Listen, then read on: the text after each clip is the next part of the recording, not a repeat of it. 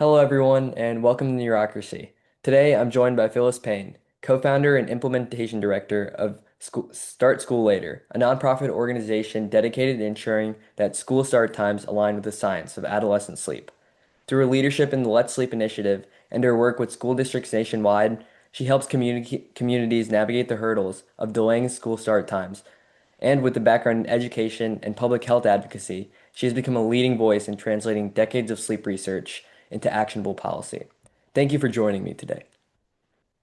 Thank you for that kind introduction.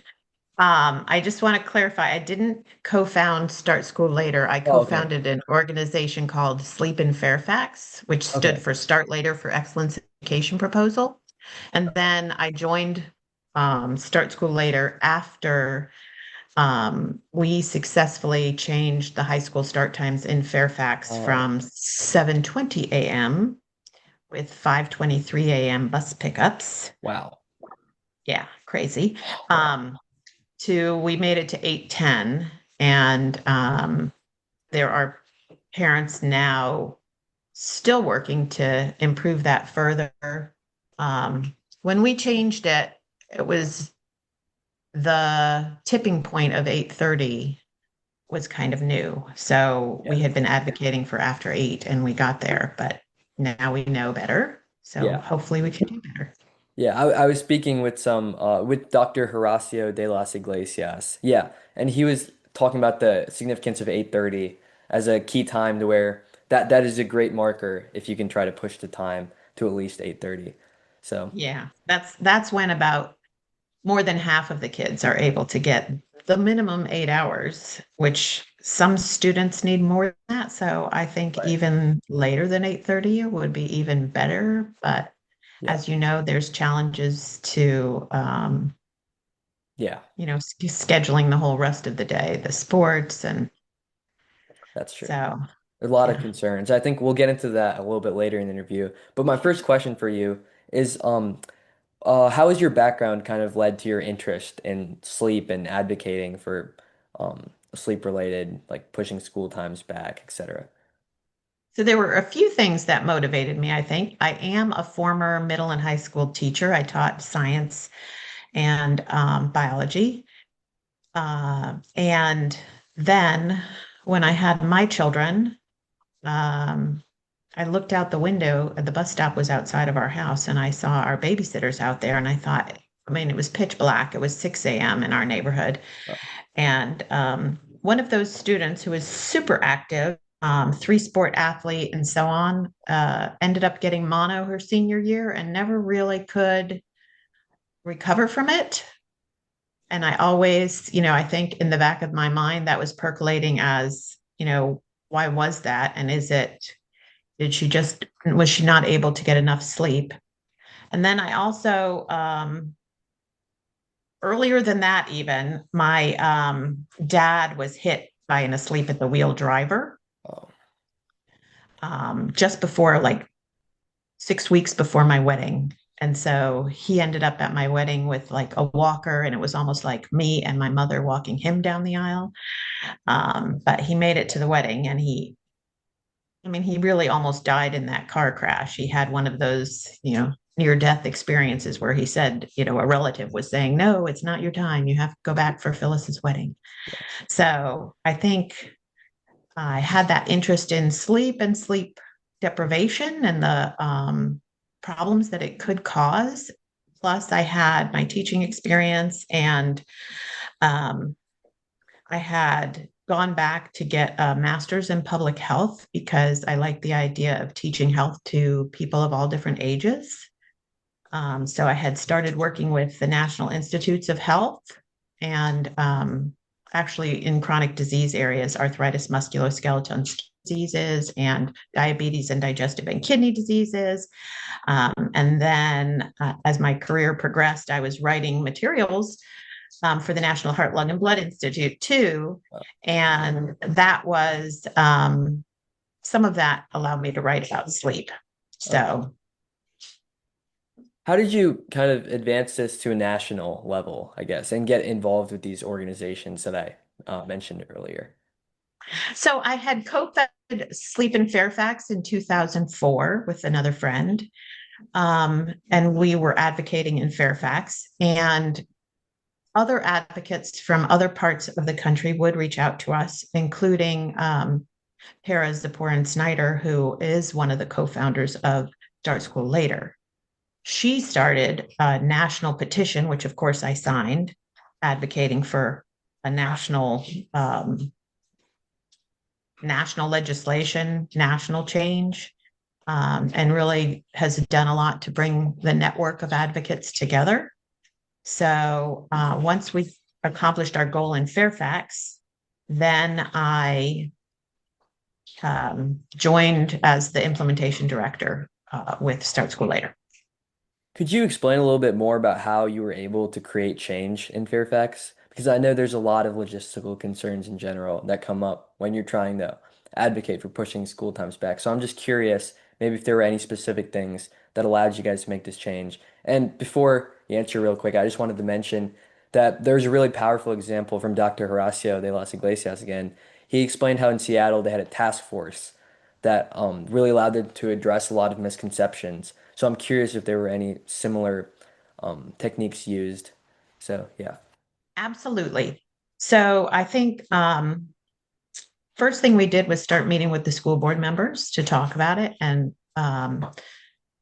some of what we heard, some of the pushback we heard was, yeah, we looked at that before. It can't be done. We're too large. You know, there were a lot of myths and misconceptions Okay. that were really settled into the community from previous failed attempts. So we had to work, to prove that some of those were not accurate.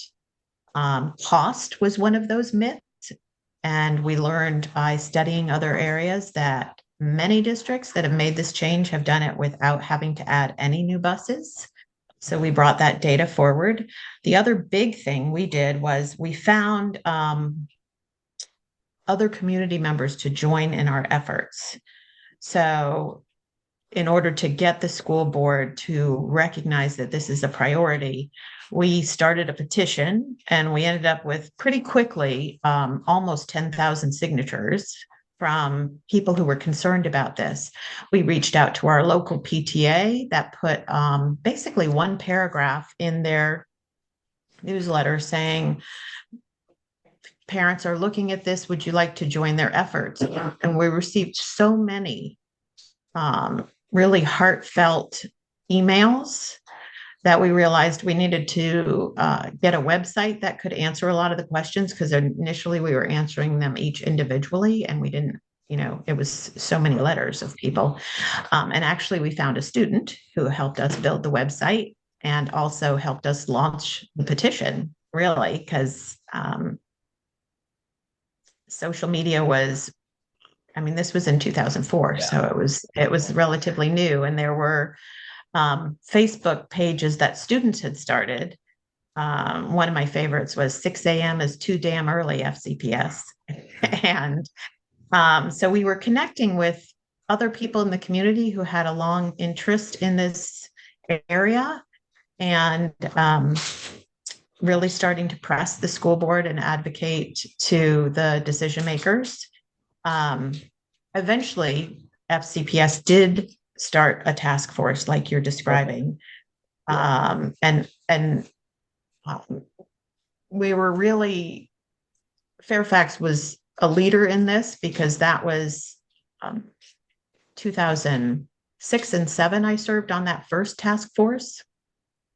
At the time, we had a superintendent who was really not interested, and a transportation director who had been there so long that he was invested in the myths about it not being able to be done here.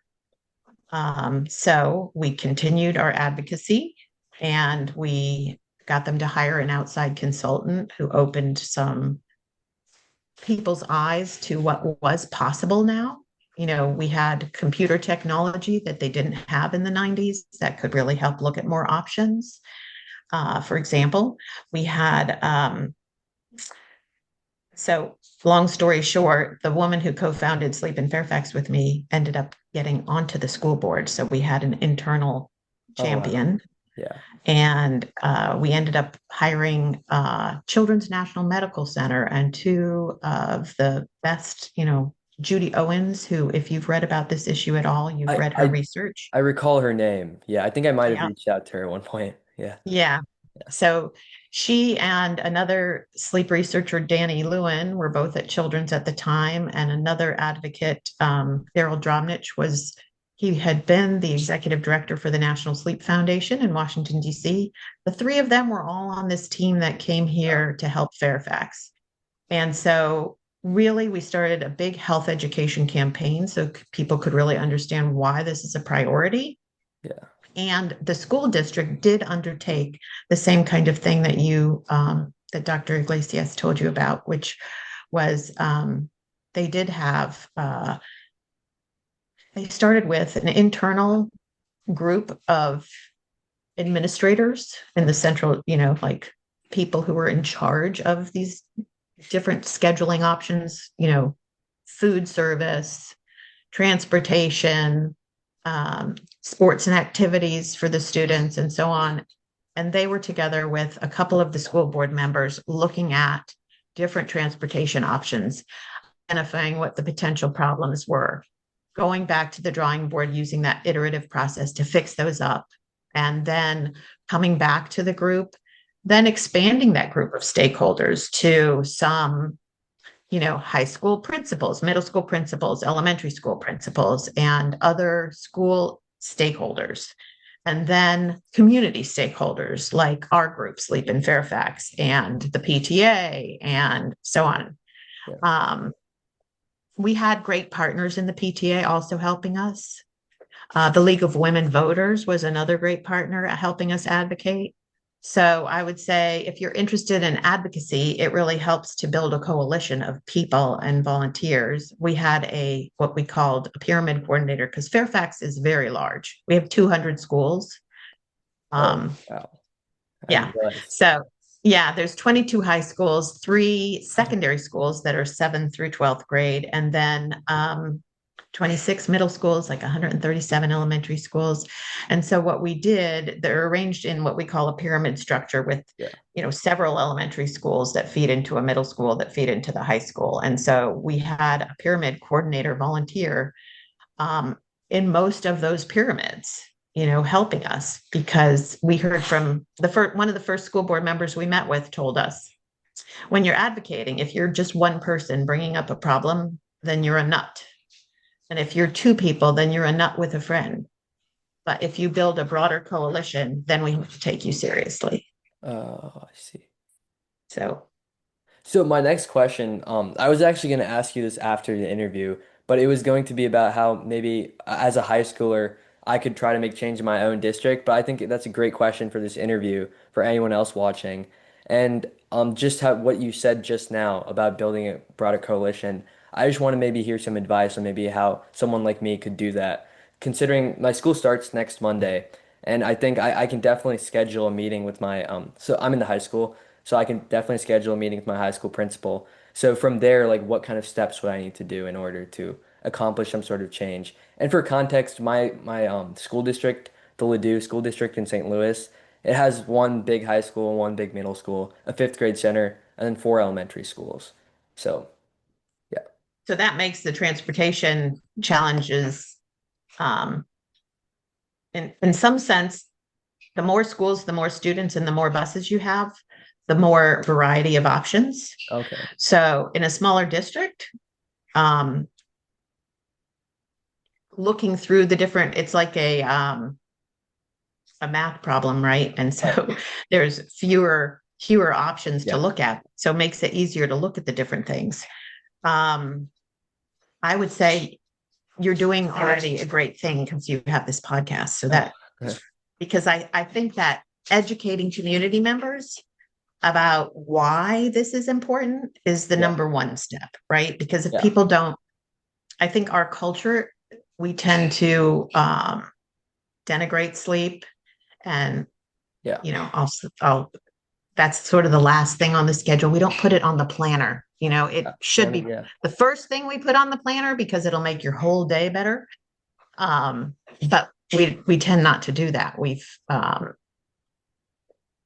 systematically been taught like hard Yeah. work means not sleeping. Yeah, No, it's deeply that's ingrained, I think. it It's is almost deeply idolized ingrained. to be sleep deprived and be working so hard that I think there's people at school, again, it's like a common like social media joke now, but there's always some people who are just making jokes like, "Oh, I got little sleep and I'm working so hard now." Yeah. So, And yeah. they're bragging about being Yeah, sleep yeah, deprived, yeah, whereas right. you know from your work already that we make poor decisions, our Yeah, performance is yeah. poor, we're just not really at our peak performance if we're not getting enough sleep. So doing that education piece is critical. Yeah. But then talking to the principal, that's fantastic. I think at the high school, you could start a club. Okay. Um, we had in because we were called sleep start later for excellence in education proposal, we had students for sleep.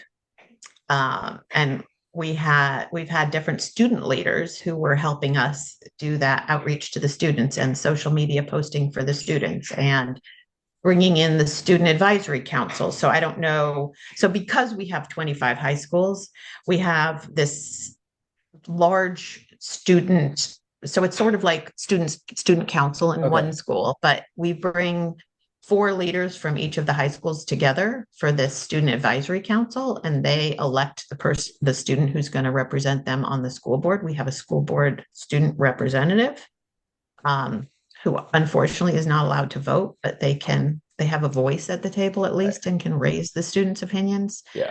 Um, so I think she did really, one of our student leaders did some really fun things like pajama day at high school to like bring awareness to it during National Sleep Awareness Week. She did a bunch of different activities. Okay.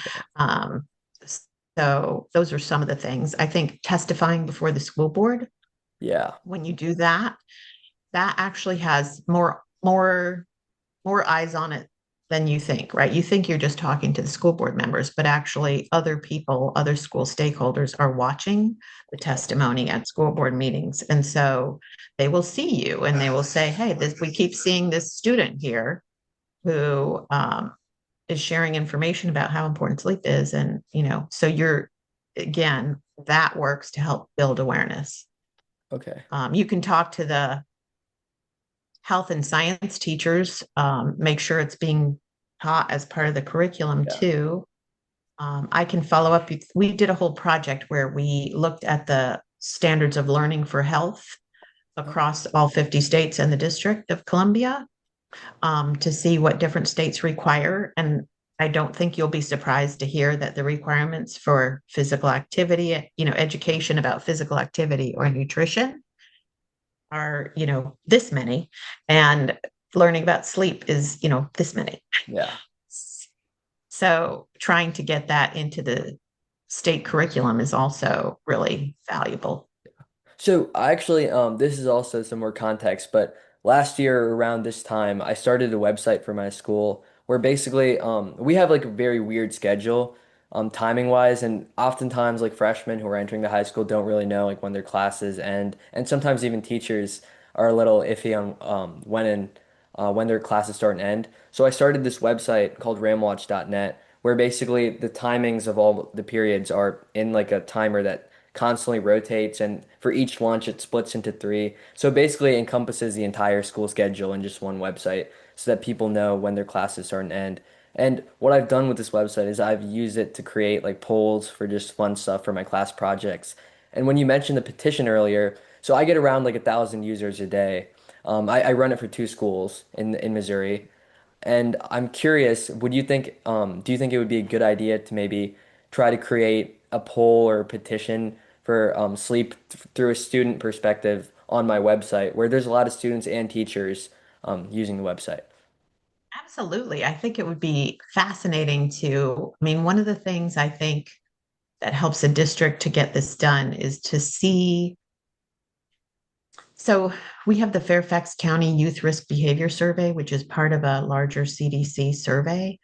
And one of the things we did during our early advocacy was to get questions added to that survey, which was done once a year. All the high school students, at actually eighth, 10th, 12th grade, and sixth graders take this survey, different questions for the different age groups. Um, but getting that data, because believe it or not, we actually had one school board member telling us, oh, this isn't a problem here. Our kids aren't sleep deprived. Like we're Lake Wobegon. We don't have any problems here. Our kids are perfect. Yeah. Um, so having the data that showed um, how little sleep our kids were getting. When I spoke to the student advisory council and I asked kids to raise their hand, if you're getting, 8 hours of sleep, I think maybe one student raised their hand. How and really nine is better. Um, and then I went all the way down to 4 hours. There were kids raising their hand who were only getting 4 hours of sleep a Wow. night. They shouldn't be driving, at that Yeah. level. That's not um, so we tried to get a question about sleep quantity. We got that almost right away. Then we wanted a driver safety question, like, have you been driving drowsy? Yeah. That took, it literally, I think, only got in there last year. Okay. Okay. It took that many years. And then the statisticians were fantastic. And I asked them if they could do a look at student depression and see how it lined up with sleep loss. And it Oh, was a J curve that was really startling and scary that showed how completely linked and associated those two things were. yeah. Um, so, So and that's since been studied. I mean, that's been published, that study. So for Um, that curve, did you have to know like did you match like the people who responded for the like depression or mental health and then match those people with their responses for the sleep or like so you had to know like that person responded to this and this to make them like a match. I'm I just think curious. I think it was less precise than what you were describing. I think it was more of a, you know, we had, I'll send you the study, Okay. but I have a feeling it was just an association. So Okay. I'm just curious because it's easier for me to create like a survey where people don't have to identify themselves generally. So I get a lot more responses on surveys where I just ask, it's super easy for them to just type up. So you're actually inspiring me now. I think I'm going to create a poll, maybe not a petition yet, but I'm going to just create a poll so that people can see like where people are on the sleep curve because I think that's really important to highlight. And I'm really confident in my website's ability to get a ton of responses, especially considering the whole website is about like timing of classes and everything. And I think just having a survey on there about how much sleep are you getting, especially in like the first 2 weeks of school, I think it's gonna be a really rough transition for a lot of kids. I think a lot of them will be inclined to honestly answer. And I just wanted to get your take on this. Maybe should I add like an additional info section where they just want to share some thoughts about some sleep or yeah. yes, I think that is really valuable. So one of the other things we did early on, we partnered with one high school principal who was willing to do a survey, a student survey during English class, which everyone takes English. So, and get, so we had a really great response rate because they were doing it during school. And we asked a number of questions, including about after school jobs, after school activities, babysitting, um, and sleep patterns. Like, when do you go to sleep? When do you wake up? And there was a free response area, and the students' responses in that area, there's still one that motivates me today, where a student wrote, I work from 9 to midnight every night cleaning office buildings with my dad, and I pray for later start times every day. Wow. So, right? Yeah, Wow. that's powerful. That's powerful because the excuses that we hear from people who don't want change often include things like, well, the kids need to get out at 2. Like we were literally, our students were getting out at 2 We get in out the at 10 a.m. afternoon. So I mean, yeah. And, and they were saying, well, we have to do that so they can work. Well, we found with the work survey that most of the student jobs weren't starting until, I think the average was 422. And when we asked the employers said, oh, we'll hire them later than that too. Now, again, it's a new, the context is different in different Right. communities and so on, but these are all questions that it's worth asking. And it's really important to have the student voice because otherwise people fill in and speak for the students and Yeah. don't necessarily really have the student experience. They don't really know it because they're not students themselves. So I recently wrote like this academic like paper. I think I shared it with you, but I wanted to discuss it a little more maybe after the interview. But one of the things I explored a lot was the equity issues tied to early start times, which I believe you just mentioned. So do you want to maybe elaborate more on some of the equity like disparities you've seen that have been exacerbated by early start times? Well, I will say there are people, again, who step in and speak for other people and make assumptions that have turned out really not to be true. So, for example, in Fairfax, it was taking so long to make this change that we ended up advocating for an opt out of first block, which we have block scheduling. We also Um, yeah. And so we said, some students are so sleep deprived right now that they can't really get, you know, what they should be getting from their courses and opportunities. And if they opt out of first block, they'll get more from their other classes. They'll be more successful, they'll learn better. Sleep and learning are really closely tied together. So we did manage to get them to add to our course selection manual that children could have, with parental permission and a sign off from the principal, that they would have enough credits to graduate. They could opt out of first block. They could do so in a number of different ways. It coincided with our school system really building an online school opportunities and wanting kids to take classes online. So you could opt out of first block by replacing it with an online course. You could take a dual enrollment course at our local community college. Um, or if you had extra credits, you could just opt out and come in late. You had to get yourself to school independently, no bus service provided. right.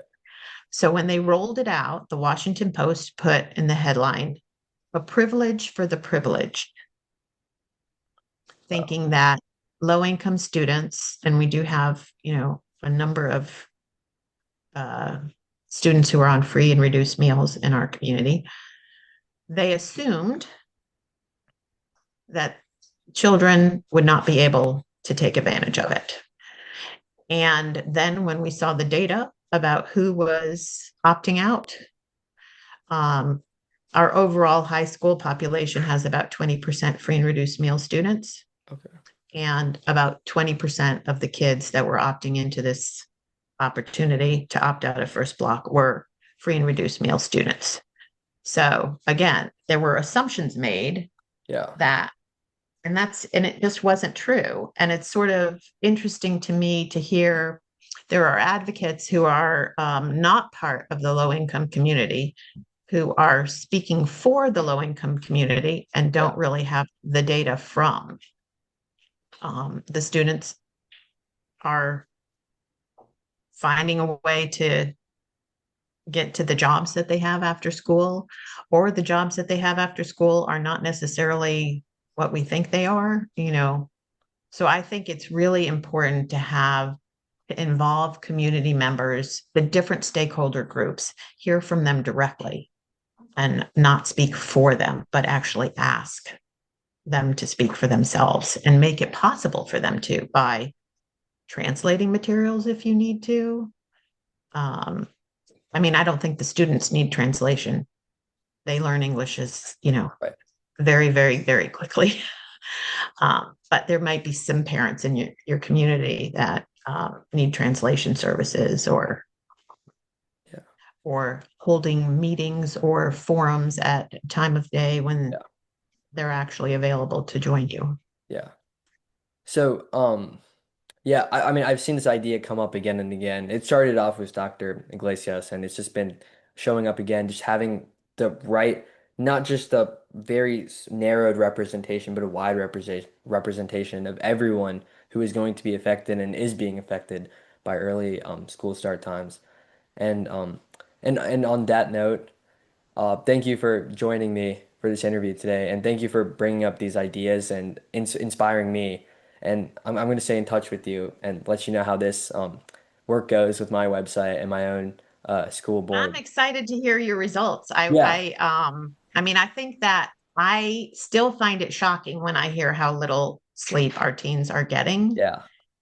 Um, and this is this, how does I'm trying to think, Tara has a great way, our executive director has a great way of saying this about, um, you know, doing this provides an opportunity for everyone to have enough sleep because we know the teen biology Yeah. is, Um, later. I was talking with Dr. Mary Carskadden, just yesterday, Yeah, actually. she's the Yeah. founder of this all, Yeah, yeah, she yeah. started everything. Yeah, We're all been reading her. it was super cool to be able to talk to her. I mean, she has so many, like when you look at her work, it's just hundreds of publications. But the funny thing is, later today, I actually got an opportunity to shadow at the Sleep Medicine and Research Center at St. Luke's in St. Louis. And the person there mentioned I'd be watching part of a multiple sleep latency test. And then Oh, cool. Dr. Karskadin was talking about in her interview, just completely authentically, without even me mentioning this, that she helped develop like the MSLT, and she was talking about how it needs to be improved because ever since she made it, it just hasn't changed at all. But it's just so funny to see everything connected in different ways, I think. Well, and she's connected to all these other sleep Yeah. researchers that you like. I think she trained Judy Owens. I mean, Yeah. I saw. Yeah. yeah, yeah. We at our national conference, we recognized her as sort of the sleep hero. We literally made her a little cape with the sleep hero written That's with it. funny. Yeah. Yeah. So it's so nice to meet you. Thank you so Yes. much for the work you're doing, and let us know how we can help. Thank you.